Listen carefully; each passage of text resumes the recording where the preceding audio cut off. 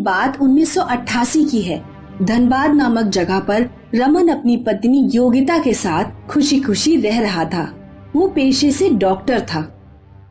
योगिता, मेरी practice in दिनों अच्छी चल रही है। अगर सब सही चला तो मैं अगले साल तक एक प्राइवेट क्लिनिक खोल लूंगा और हम अपना खुद का घर भी बना लेंगे। और एक दिन रमन बहुत ही परेशान घर लौटता है।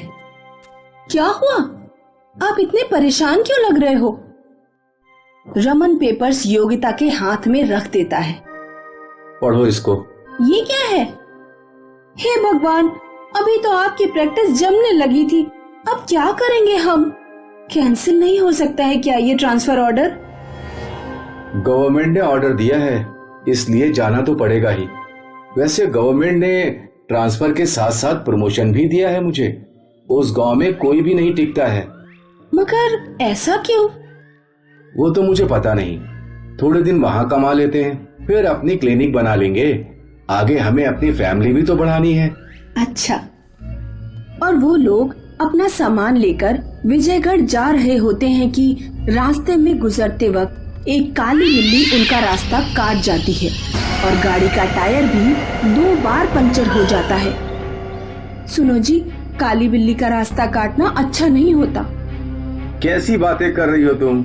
आज के जमाने में भी। और देर रात तक वो लोग विजयनगर पहुंच जाते हैं। एक चौकीदार दौड़कर उनका सामान उतारने के लिए आता है। सलाम साहब, सलाम। सब सामान घर में पहुंचा दो। रमन, आसपास के घर खाली क्यों लग रहे हैं? अरे अभी दिन का टाइम है, सब तुम्हारा स्वागत करने के लिए बाहर थोड़ी खड़े रहेंगे। अरे मैंने तो ऐसे ही बोला। छोड़ो योगिता, ये भी कोई टाइम है सवाल जवाब करने का? अंदर चलो। जी। अगले दिन रमन अपने नए क्लिनिक पहुंच जाता है। वो स्टाफ से बातचीत करता है और सबसे बार बार जानने की कोशिश करता है कि आखिर वहाँ कोई भी डॉक्टर ज्यादा दिन क्यों नहीं टिकता। आज से सब नए रजिस्टर मेंटेन होंगे। Yes sir. और हाँ सिस्टर, ये पिछले डॉक्टर यहाँ से 2 महीने में क्यों चले गए थे? सर वो तो मुझे नहीं पता। कोई भी बता नहीं रहा। चलो कोई बात नहीं, खुद पता कर लूंगा। और हाँ, कोई भी अगर गरीब हो तो उसको याद से सरकारी योजना के बारे में बता देना। ठीक है साहब। रमन खुद पूरे क्लिनिक का चक्कर काटता है। वो बंद दरवाजे को देखता है जिस पर बहुत ही बड़ा ताला लगा होता है। बड़ी अजीब सी चुप्पी है यहाँ, कुछ तो अजीब है। रमन देखता है कि शाम की शिफ्ट में पेशेंट्स बहुत ही कम आते हैं और स्टाफ भी हमेशा जल्दी निकलने के चक्कर में रहता है। साहब, मेरी बेटी की तबीयत ठीक नहीं है और मेरी घरवाली भी काम से देर से आती है। मैं जल्दी जाऊं क्या? नहीं, आगे पेशेंट आ गए तो? कोई नहीं आएगा। क्या मतलब? नहीं, वो मैं तो ऐसे ही बोला। रमन को अब क्लिनिक ज्वाइन किए काफी दिन हो चुके हैं और एक दिन हॉस्पिटल का राउंड मारते मारते दोबारा उसकी नजर तहखाने के दरवाजे पर जाती है, जिस पर काले और लाल धागों से बंधा एक बहुत बड़ा ताला लगा होता है। साहब, उसे मत छुओ। ये क्या है और इस दरवाजे पर ताला क्यों? साहब, ये बंद तहखाना है, इसे मत छुओ। सालों से यहाँ कोई नहीं गया। मतलब छोटा सा क्लिनिक है ना साहब, कभी जरूरत नहीं पड़ी ना खोलने की। मैं समझा नहीं साहब। छोड़ो, हर चीज समझने के लिए नहीं होती। कुछ दिनों बाद गांव में अचानक इमरजेंसी आती है और एक छोटे से फंक्शन में गलत खाना खाने से बहुत सारे लोग एक साथ बीमार हो जाते हैं। अचानक इतने सारे लोगों को हॉस्पिटल में भर्ती किया जाता है। डॉक्टर रमन सबको ओवर टाइम करने को बोलता है। रात को कुछ और मरीज जब एडमिट होने के लिए आते हैं तो बिस्तर की कमी पड़ जाती है। साहब, और मरीज अब हम नहीं रख सकते, हमारे पास इतने बेड और जगह नहीं है। कैसी बात कर रहे हो? वो तहखाना है ना, उसका ताला खोलो, जगह है उसमें, रखो सबको। तहखाना? नहीं साहब। नहीं, उसको मत खुलवाओ सर। चुपचाप मुझे चाबी दो, मैं खोलता हूँ उसका दरवाजा। रमन जाकर तहखाने का दरवाजा खोल देता है और अचानक एक चमगादड़ उसके सर के ऊपर से उड़ता हुआ जाता है और सब लोग डर जाते हैं। डरो मत, सालों से बंद था ना, ये जानवर तो होंगे अंदर। सर मत जाओ अंदर, ये जगह सही नहीं है। किसने बोला? ये अंग्रेजों के जमाने का क्लिनिक है साहब, यहाँ पुराने मरीजों की आत्मा कैद है। कहते हैं अंग्रेज डॉक्टरों ने भारतीय मरीजों को यहाँ मरने के लिए छोड़ दिया था। अच्छा, तो इसलिए सब इतना डरते हैं इससे। डरो मत, आगे बढ़ो, वो सब तो मर चुके हैं ना। सर मगर उनकी आत्माएं आज भी यही हैं। कैसी बकवास कर रही हो? चुपचाप मेरे पीछे आओ, हमें इसको मरीजों के रखने लायक बनाना है। सब लोग डॉक्टर रमन के पीछे पीछे तहखाने में चल ही रहे होते हैं कि अचानक सभी लाइट्स ऑफ हो जाती हैं।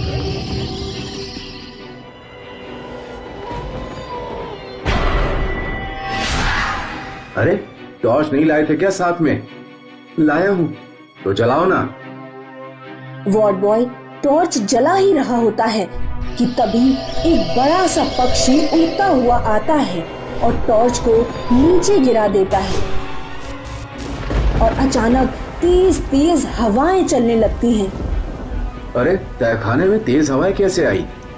सर हमने बोला था आपको यहाँ नहीं आने को। तभी अचानक वार्ड बॉय जोर से चिल्लाता है, साहब सामने देखो। सामने कुछ उल्टी लटकी परछाइयां दिखाई देती हैं जो सब तेजी से उनकी तरफ बढ़ रही होती हैं। सब कुछ गिरने लगता है।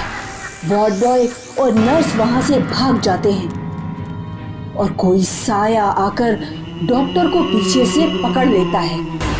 छोड़ो, मुझे छोड़ो। नहीं छोड़ूंगा, आज तो फिर से आजाद हुआ हूँ मैं। डॉक्टर रमन जैसे तैसे अपनी जान बचाकर वहां से भागता है और बाहर आकर तहखाने को बंद कर देता है। और जैसे ही वो अपने क्वार्टर के पास पहुंचता है, वार्ड बॉय भी वहीं आ जाता है। बोला था ना मैंने साहब आपको, मत खोलो दरवाजा, अब फंस गए ना। तभी रमन की पत्नी भी भागी भागी घर से बाहर आ जाती है और रमन उसको सब कुछ बताता है। चलो यहाँ से, अभी चलो, नहीं रहना हमें ऐसी जगह, ऐसा काम भी किस काम का। अब चाहकर भी नहीं जा पाओगे यहाँ से, आपने वो दरवाजा खोल दिया है, अब आपको ही उसको बंद करना होगा फिर से। तो क्या करूं मैं, आप ही बताओ। शहर के बाहर काली माई रहती है, जाओ उससे बात करो, वो ही तुमको उपाय बताएगी। रमन अपनी पत्नी के साथ वार्ड बॉय द्वारा बताई हुई काली माई की झोपड़ी में पहुंच जाता है। वहां पर चारों तरफ कीलें लगी हुई होती हैं और काली गुड़ियां लटकी हुई होती हैं। रमन और योगिता ये सब देखकर सहम जाते हैं। आ गए तुम? आप मुझे जानती हो? हाँ, अच्छे से। कब से तुम्हारा इंतजार कर रही थी कि तुम आओगे। वो तहखाना? हाँ, वो अस्पताल वाला तहखाना ना। मुझे पता है, तुमने खोल दिया। किसने बोला था तुमको? क्यों खोला? आराम से सो रही थी वो आत्माएं सब। आत्माएं? वो अंग्रेजों के वक्त से श्रापित था। वहां ना जाने कितने क्रांतिकारियों को अंग्रेजों ने इलाज कराने के बजाय जलाकर मार दिया था। तब से बंद था वो। मगर अब क्या करूं मैं? कुछ तो उपाय बताओ। हाँ, मुझे खुद जाना होगा अब वहां। अब एक एक आत्मा को फिर से मुक्ति दिलानी होगी। वो जगह फिर से उनके लिए छोड़ देनी होगी। उस क्लिनिक के तहखाने पर सिर्फ उनका हक है। आप क्या बोल रही हैं? मुझे समझ नहीं आ रहा। मैं तुझे समझाना भी नहीं चाहती। हमें उस तहखाने को वापस बंद करना होगा। कल चतुर्दशी की रात है और मुझे वहां ले चलना। ठीक है। और हाँ, थोड़े समय के लिए सबको बाहर भी भेज देना। और अगली शाम काली माई तंत्र मंत्र के सब साधन लेकर क्लिनिक पहुंच जाती है और तहखाने से जोर जोर से चीखने चिल्लाने की आवाजें आने लगती हैं। अचानक सब कुर्सियां और दरवाजे भी उल्टे लटक जाते हैं। ओम स्वाहा, ओम फट स्वाहा, ओम स्वाहा, ओम फट स्वाहा।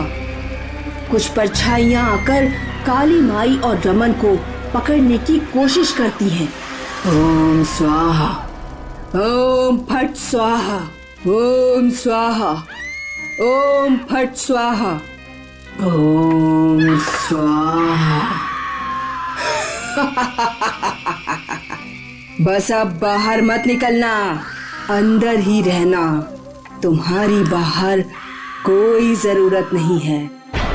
अंदर से जोर से चीखने चिल्लाने की आवाजें आती रहती हैं, मगर काली माई मंत्रोच्चारण करती रहती है और ताले पर जोर से पानी के छींटे मारती है और फिर उसके चारों तरफ लाल धागा बांध देती है। और सुबह होते होते आवाजें एकदम शांत हो जाती हैं।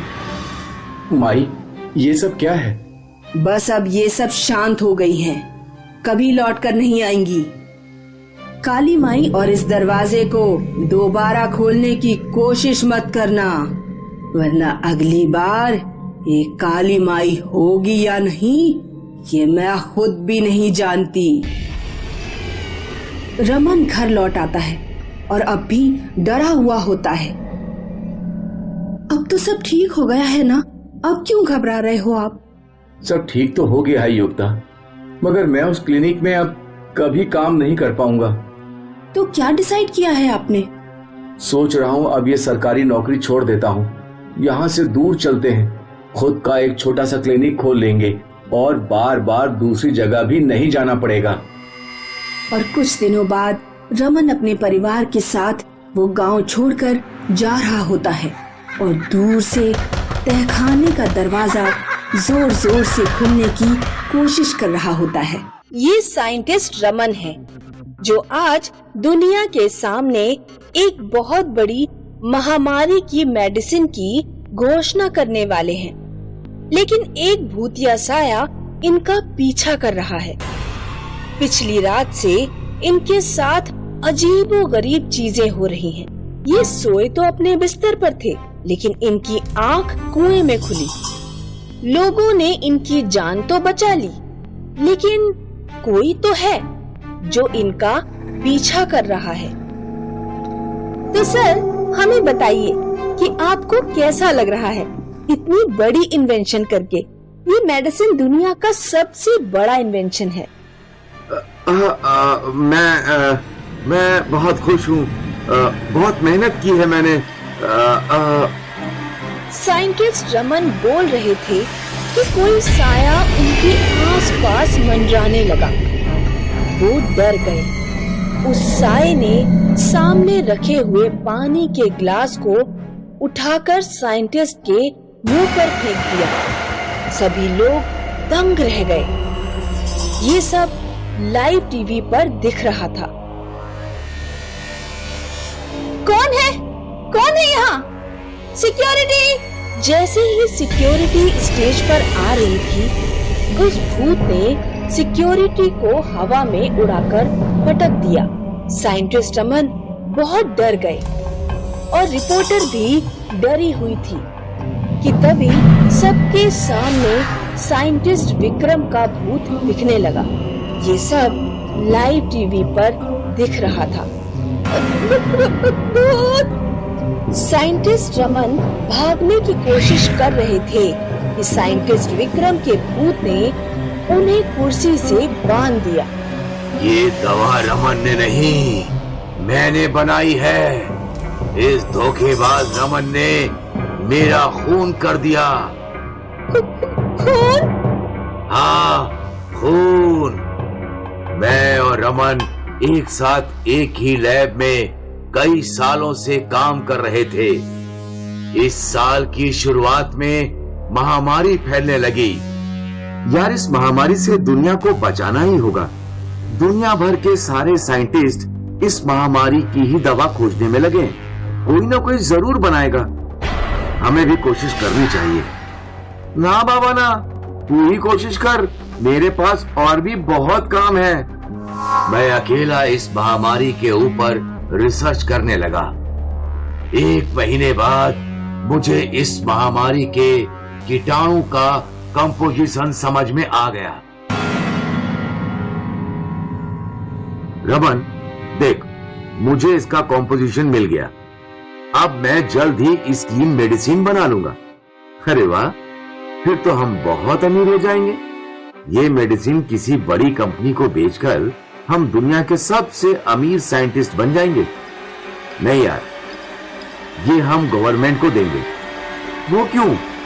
किसी बड़ी कंपनी को बेचेंगे तो उस दवा की कीमत बहुत ज्यादा होगी और आम लोग इसे नहीं खरीद पाएंगे। गवर्नमेंट को बेचेंगे तो हर एक गरीब तक ये पहुंच जाएगी, पर गवर्नमेंट हमें इससे अच्छे दाम नहीं देगी। मुझे इस दवा से अमीर नहीं बनना, पर उन लाखों गरीबों की दुआ जरूर चाहिए। मैं बहुत खुश था कि मैं मेडिसिन बनाने के बहुत नजदीक था, लेकिन मुझे क्या पता था, जिसे मैंने दोस्त समझा था, वो मेरे पीछे षड्यंत्र रच रहा है। रमन ने एक बड़ी कंपनी से हाथ मिला लिया था। उसे बहुत सारे पैसे मिलने वाले थे। तब से रमन मेरी हर हरकत पर नजर रखने लगा। वो अक्सर मेरी टेबल पर ताक झांक किया करता था। क्या ढूंढ रहे हो? कुछ नहीं, बस यहाँ कुछ गिरने की आवाज आई थी तो देखने चला आया कि कहीं कुछ टूटा तो नहीं। यहाँ तो कुछ गिरा नहीं है, शायद कहीं और से आवाज आई हो। हाँ, हो सकता है। मैं अपने काम में जुटा रहा और लगभग 15 दिन बाद मैंने वो मेडिसिन बना ही ली। Yes, I did it. I knew I would do it. क्या हुआ? आखिर मैंने वो मेडिसिन बना ही ली। फाइनली। मैं अभी जाकर न्यूज में ये अनाउंस करता हूँ। रुक जाओ, थोड़ा आराम से। ये इस सदी का सबसे बड़ा इन्वेंशन है। इसके अनाउंसमेंट के लिए बहुत सारी तैयारियां करनी होंगी। कैसी तैयारियां? गवर्नमेंट को इन्फॉर्म करना होगा, न्यूज वालों को भी पहले से इन्फॉर्म करना होगा। तो रुक, मैं सबसे बात करके आता हूँ, फिर मैं तेरे साथ चलता हूँ न्यूज चैनल के ऑफिस। ठीक है? रमन ने किसी से फोन पे बात की और फिर मेरे पास आया। हमें अभी गवर्नमेंट लैब इस मेडिसिन को ले जाना होगा। पर क्यों? उसका प्रोसेस है। चल लैब। मैं रमन के साथ उसकी कार में बैठ गया। रमन मुझे गवर्नमेंट लैब ले जाने के बदले किसी सुनसान फैक्ट्री में ले आया। वो कहाँ ले आया? अभी पता चल जाएगा। बाहर चल। मैं कार से उतरा और तुरंत 2 गुंडों ने मुझे पकड़ लिया। उनमें से एक गुंडे के हाथ में चाकू था। दोस्त ने मेरे गले पर घुमा दिया और मैं वहीं मर गया। उसके बाद इस हरामखोर ने उस कंपनी वाले को दवा का सारा फॉर्मूला दे दिया और बहुत सारे पैसे ले लिए। मैं चाहता तो कल रात ही इसे मार देता, लेकिन मैंने इसे मारा नहीं, क्योंकि मैं दुनिया को सच बताना चाहता था। ये धोखेबाज है। इसने इस दवा के लिए मेरा खून कर दिया, लेकिन अब मैं इसे नहीं छोड़ूंगा। और भूत ने रमन को गर्दन से उठा लिया। रमन छटपटाता रहा और तड़पते तड़पते रमन मर गया। साइंटिस्ट के भूत का बदला दुनिया भर ने लाइव टीवी पर देखा। अगले दिन न्यूज चैनल में यही न्यूज थी। उस कंपनी के मालिकों को पुलिस ने पकड़ लिया और एक प्रेस रिलीज में गवर्नमेंट के ऑफिशियल्स ने डिक्लेयर किया, ये मेडिसिन जो लेट साइंटिस्ट विक्रम ने बनाई है 100% इफेक्टिव है इस महामारी को दूर करने के लिए। We salute late scientist Vikram for his contribution towards this society.